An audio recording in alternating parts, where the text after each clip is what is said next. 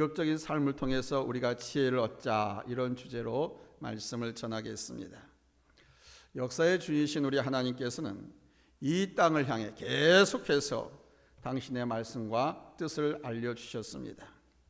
구약시대에도 보면 그 시대를 구원하시고자 하는 하나님의 열정이 잘 나타나 있습니다. 사사들을 막 보내시고요, 선지자들을 보내시면서 이스라엘 백성들, 자기 백성들을 바른 길로 인도해 주셨습니다. 저들의 잘못된 길을 바로잡아 주셨고 그 시대에 나아갈 방향을 제시해 주셨습니다. 신약 시대에 와서는 예수 그리스도를 이 땅에 보내시고 교회와 사도들을 세워서 이 세상을 인도해 주셨습니다. 옛날이나 지금이나 우리 예수님은 이 시대를 향해 말씀하고 계시다는 사실을 잊지 말아야 합니다. 오늘날에도 결코 예외가 아닙니다. 단지 완악한 우리 인간들이 그 뜻에 순종하려 하지 않고 그분의 음성을 받아들이지 않고 있는 것이 문제입니다. 오늘 읽은 본문의 내용은 이렇습니다. 하나님의 종 세례 요한이 헤롯 왕에게 죽임을 당한 뒤 우리 예수님의 이름이 온 땅에 급속히 전파되었습니다. 예수의 그리스도임이 온 땅에 술렁이기 시작했고 세례 요한을 따르던 무리와는 비교도 되지 않을 정도로 수많은 무리들이 예수님을 따르게 되었습니다. 그러자 하나님의 종 세례 요한을 죽인 그 땅의 통치자 헤롯 왕은 불안에 떨기 시작했습니다. 그는 자기가 지은 죄에 사로잡혀서 예수님을 향해서 하는 말이, 야, 이것은 내가 전에 죽였던 세례 요한이 살아난 자다. 세례 요한이 살아났어. 내가 죽였었는데. 그러면서 떨고 있었습니다. 헤롯은 왕입니다. 그 시대 그 땅의 통치자입니다. 권력과 권세가 있는 자입니다. 그런데 그가 지금 심히 떨고 있습니다. 세례 요한을 목을 베어 죽였는데 예수라는 인물이 등장하면서 세례 요한이 다시 살아났다고 생각하면서 벌벌 떨고 있는 것입니다. 여기서 첫 번째 됐습니다. 최고 권력자가 떨고 있는 모습은 무엇을 말해주는 것일까요? 여러분, 지금 헤롯 왕이 벌벌 떠는 이 모습 우습지 않습니까? 왕인 자가, 권력과 힘 있는 자가 무엇이 부족해서 떨고 있는 것입니까? 권력 있는 자가, 힘 있는 자가, 왕이 떨고 있는 이 모습, 이것은 무엇을 말해주는 것일까요? 바로 하나님 앞에 반역한 인간은 결코 평안할 수 없고 하나님 앞에 반역한 인간은 항상 심판에 대한 불안과 공포가 그를 뒤덮고 있다는 것을 말해주는 것입니다. 헤롯이 하나님의 종 세례 요한을 파리 목숨처럼 없애버린 장면은 근래 역사 속에서도 얼마든지 찾아볼 수 있습니다. 실제로 목숨을 죽이는 쉽지 않겠지만 사람 하나 감옥에 가두고 죽이는 일, 권력만 있으면 지금도 가능합니다. 얼마나 많은 사람들이 주변에서 죽어나갔습니까? 헤롯은 자신의 이복 동생 빌립이 아내 헤로디아를 자기 아내로 삼았습니다. 권력을 이용해서 빼앗은 것입니다. 그것도 자기 동생의 아내를, 제수를 빼앗아서 자기 초로 삼았습니다. 이 사실을 보고 세례 요한이 계속해서 책망을 했습니다. 헤로디아는 헤롯의 아내가 되어서 모든 부귀영화를 누리고 있었겠지요. 하고 싶은 것, 갖고 싶은 것, 이루고 싶은 것 다 이루었습니다. 세상에 그보다 더 좋을 수 없습니다. 돈도 권력도 부귀영화도 향락도 마음껏 즐길 수 있었습니다. 그런데 저 세례 요한이란 놈이 눈에 가시가 된 겁니다. 이 세례 요한이 자꾸만 자신들의 불의를 불륜을 책망하니까 심사가 뒤틀렸습니다. 결국 세례 요한은 헤로디아의 미움을 사서 목이 잘려 죽게 되었습니다.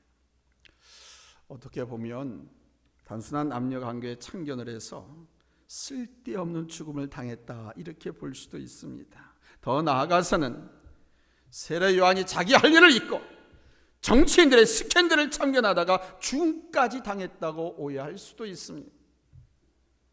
권력 있는 자의 부정을 괜시리 건드렸다가 참수를 당한 꼴이 되었습니다. 그러나 하나님의 종 세례 요한은 남녀 스캔들을 비판하다가 졸지에 죽음을 당한 것이 아닙니다. 세례 요한은 왕가의 불륜, 왕가의 사랑 노름 속에서 죽어가고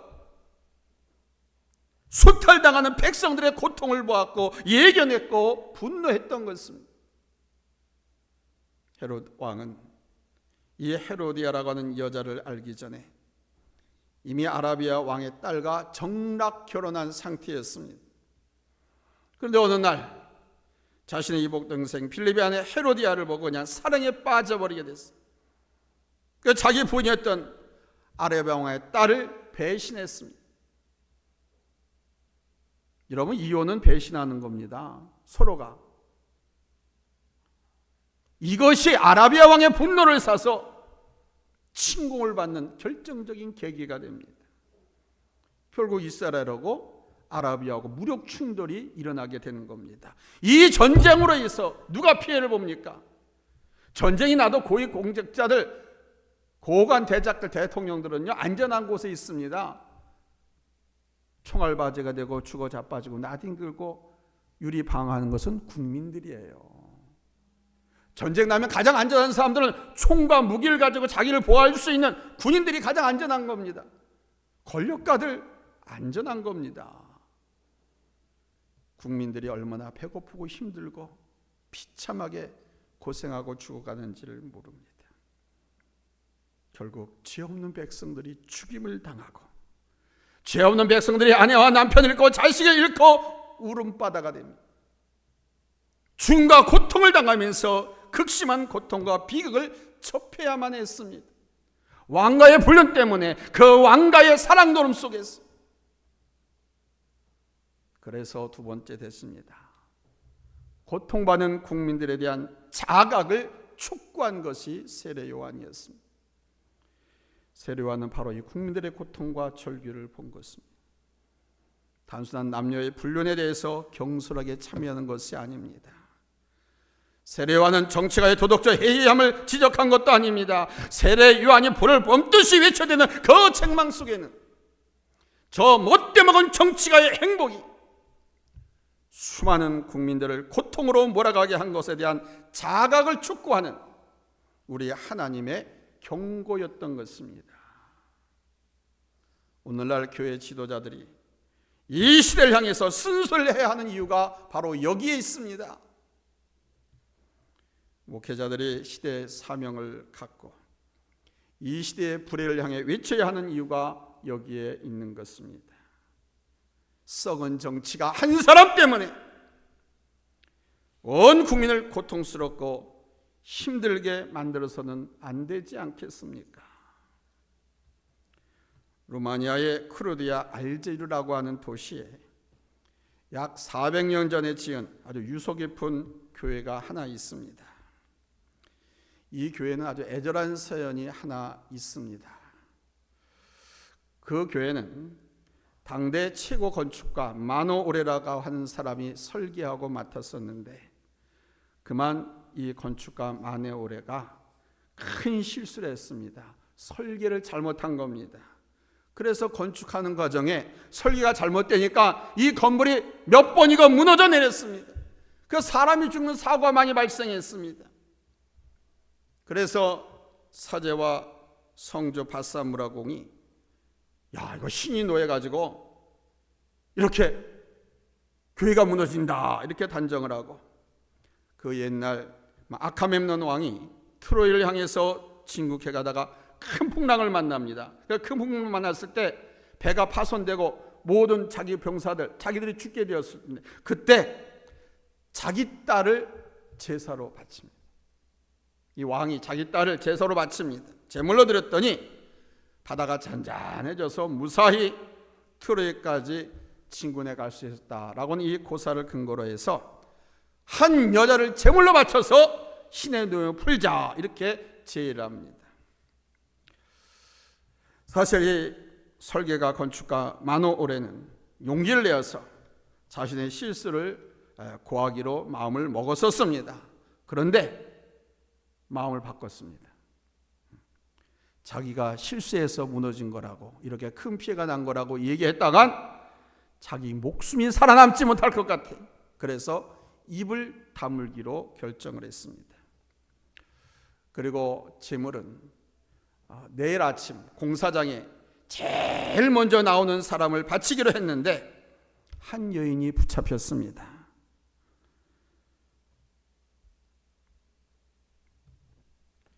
근데 그 붙잡힌 여인이 누구였느냐? 바로 그 건축가 마네오네의 아내였습니다. 왜 느닷없이 그 아내가 공사장에 왔을까요?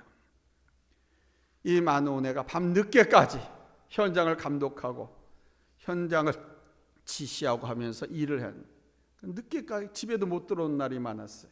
그래서 그날도 집에 못 들어왔길래 아침 일찍 이 아내 된 사람이 속옷과 몇 가지 음식을 차려가지고 현장에 남편을 찾아왔던 것입니다.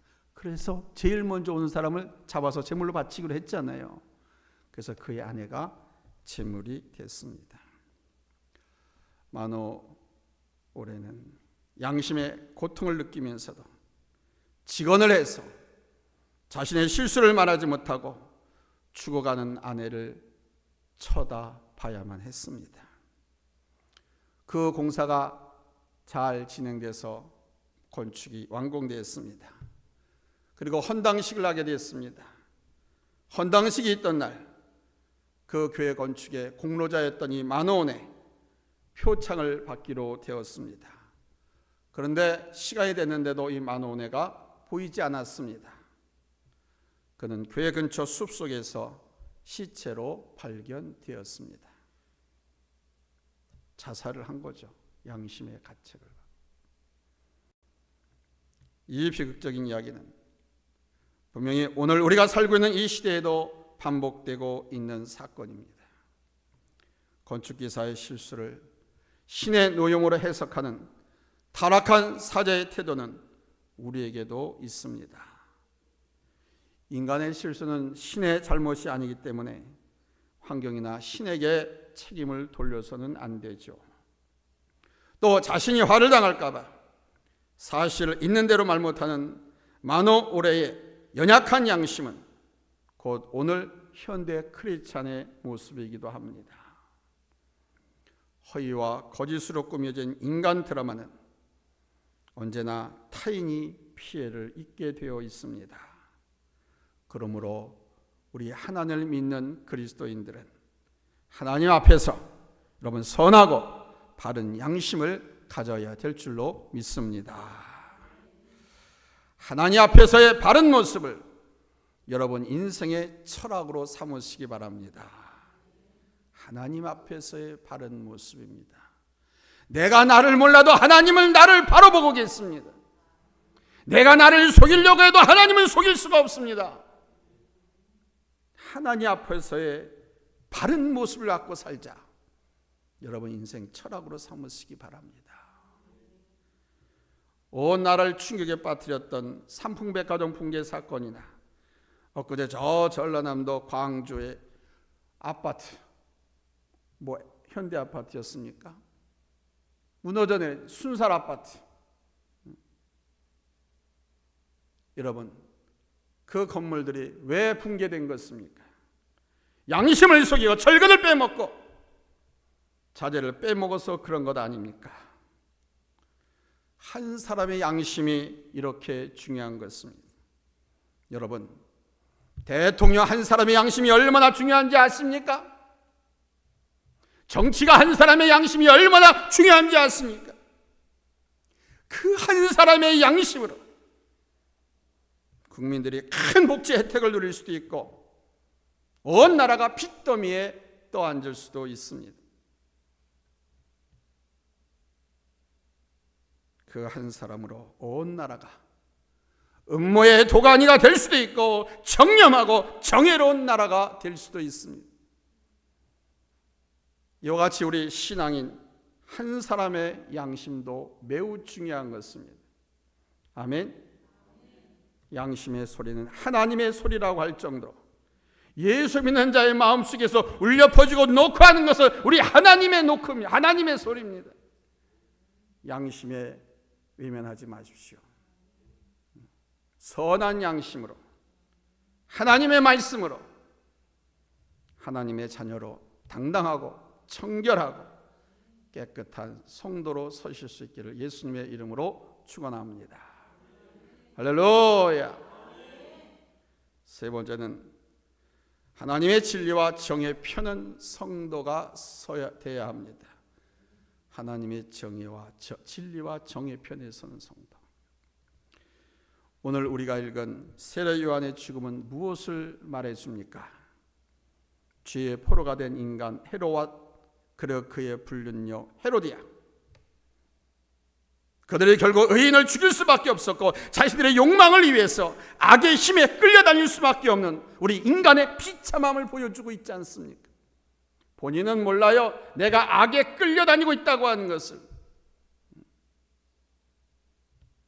그 사람 헤롯 왕은 세례 요한의 의로움과 거룩함을 알고 있었던 사람입니다. 그는 세례 요한을 보호하고 그의 말을 귀담아 듣기도 했던 사람입니다.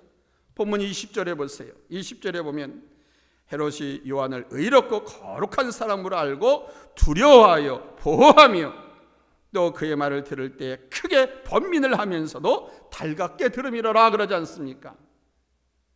그럼 끝까지 그래야죠. 끝까지 그래야죠. 그런데 육체의 정욕, 안목의 정욕, 여인에게 붙들렸어요. 그는 사탄의 괴계에 붙잡힙니다. 헤롯은 의로운 사람 세례 요한의 말씀을 듣기 좋아했습니다.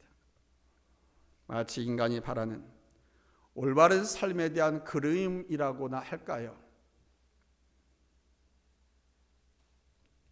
마약을 만들어서 판매하고 힘없고 연약한 국민들의 등을 쳐서 피 빨아먹고 사는 흡혈 같은 그 못된 놈들도 설교 말씀 듣기를 좋아한답니다. 절간에 가서 불궁들이면서 마음의 평안을 시구한답니다. 그런 것처럼 본래 하나님 앞에 잘못되었던 이 헤롯 왕은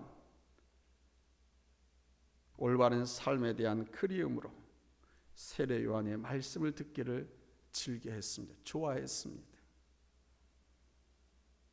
그럼에도 불구하고 헤로디아 요청을 받아들여 의인을 죽인 헤롯 왕, 그 모습은 점점 악의 소용돌이 속으로 빠져들어가는 현대인들의 모습과 같지 않습니까? 물질이라고 하는 것이 잃지 말아야 할 인간의 가치관들을 모조리 빼앗아가 버렸습니다. 물질이라고 하는 것이 인간에게는 의에 대하여 진리에 대하여 무력하게 만들어버리는 시대에 오늘 우리 사회 아닙니까? 그래서 현대인들의 영혼은 고독한 것입니다. 물질의 지배가 되고 물질에 끌려다니는 삶을 살고 있으니 그 영혼은 하나님을 향하고 하나님을 바라보며 하나님 안에서 자유를 누려야 되는데 물질 때문에 그렇게 속박당하고 있으니 얼마나 고독합니까? 얼마나 불쌍합니까? 근데 여러분 아닙니까? 나는 아니라고요? 주 330년대 성 어거스틴은 인간의 타락에 대해서 뭐라고 말했느냐 하면 인간은 죄를 지을 자유밖에 남지 않았다. 인간이 그렇게 타락했다라고 말했습니다. 죄를 지을 자유밖에 남지 않았다라고. 이 이야기를 들으면서 여러분 헤롯 왕을 보십시오. 우리는 죄로 인해 의를 향해서 철저히 죽어버린 그의 무기력과 죄의 순종만이 그를 지배하고 있다는 것을 발견할 수 있습니다. 춤추는 딸에게 흥분되어서 나라의 절반이라도 줄 수 있다고 하는 그의 약속, 결국 자신이 한 감정적인 약속의 포로가 되어서 예언자, 선지자, 하나님의 종 세례 요한을 죽여버렸습니다. 자신의 연애를 즐겁고 충만하게 하기 위해서 의인을 죽여버리는 죄에 물들은 사람을 보면서 우리는 단지 나와는 별로 관계가 없는 어떤 인간 헤롯을 말한다고 생각하지 마십시오. 지금 우리나라에도 이러한 사람이 엄연히 존재합니다. 사랑하는 성도 여러분, 누구든지 하나님의 정의와 진리 편에 서 있지 않으면 얼마든지 헤롯 왕처럼 의로움을 행할 수 없는 죄인이 될 수 있습니다. 누구든지 우리 주님 편에 서 있지 아니하면 무기력 속에서 죄에게 순종만 하는 죄에 끌려다니는 비참한 인간이 될 수밖에 없습니다. 오늘 이 마가복음의 헤롯 왕 이야기는 우리 인간들이 나가야 할 인생의 방향을 제시하시는 하나님의 말씀입니다. 귀 있는 자는 성령이 교회에게 하시는 말씀들을 들을지어다. 귀 있는 자들은 하나님께서 그 시대와 그 시대 국민들에게 하는 이 말씀을 듣기를 예수님의 이름으로 축원합니다. 할렐루야, 할렐루야. 자기 하나 일신의 안위와 영화를 위해서 온 나라를, 온 국민을 갈라치게 하고 이렇게 피로 물들게 하는 이런 혁명의 폭풍 전야 속으로 몰아가서는 안 되는 것입니다. 깨달아야 됩니다. 돌이켜야 됩니다. 아멘. 헤롯 왕의 비극, 그 종말을 생각하시면서 우리나라가, 이 땅이 하나님의 정의와 진리가 살아 움직이는 나라, 아멘, 하나님의 긍휼과 사랑과 축복이 넘쳐나는 그런 나라가 될 수 있도록 여러분 기도해 주시기 바랍니다. 아멘. 그래서 이 나라가 정의로워지고 이 나라가 거룩하게 되면 하나님의 은총과 축복이 이 땅 이 백성들에게 충만하게 내려지고 우리는 행복하게 살 수 있는 이 땅의 성도들이 되는 것입니다. 할렐루야. 기도합시다.